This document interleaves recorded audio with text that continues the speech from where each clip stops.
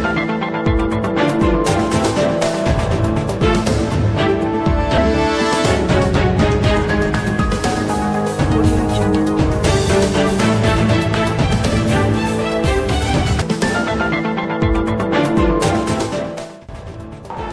gabi, Balikatan Bible Baptist Church.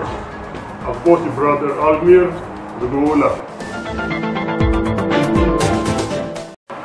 Noong 1982, sinulan ni Pastor Abraham Victorino ng Community Bible Baptist Church ang gawain sa Barangay Napindan, Taguig City. Sa pamamagitan ng Bible Studies, soul winning at visitation, unti-unti ay may mga taong nakaunawa at naligtas.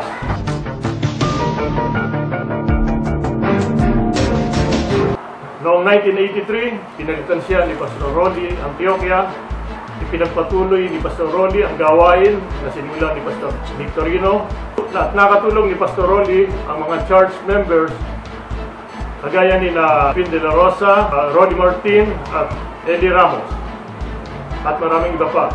Nagpatuloy ang gawain at nadagdagan ang mga naligtas, kaya naisipan nila na maghanap ng lugar para sa mission at nangyari na inupahan nila ang apartment ni Mrs. Araceli Lucas.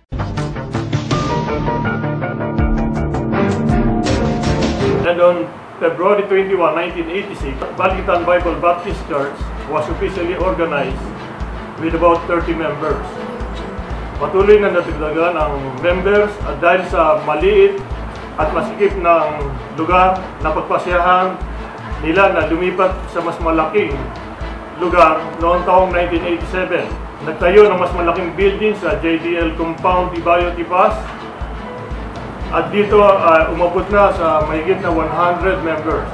Lipas ang ilang taon, giniba ito ng isang malakas na bagyo at natanggal ang bubong. Ngunit hindi naging hadlang ito sa gawain. Patuloy ang mga Kristiyano sa gawain bagamat baha at sira ang building. Ngunit unti-unti ito ay muling naitayo.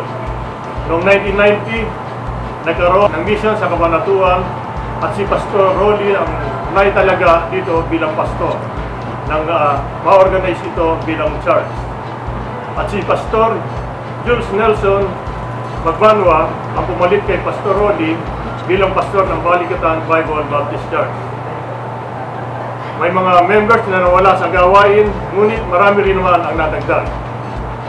Sa panahong ito, ang Balikatan Bible Baptist Church ay nasasali sa mga inter-church basketball league at laging ang Balikatan Bible Baptist Church ang laging nagsa-champion.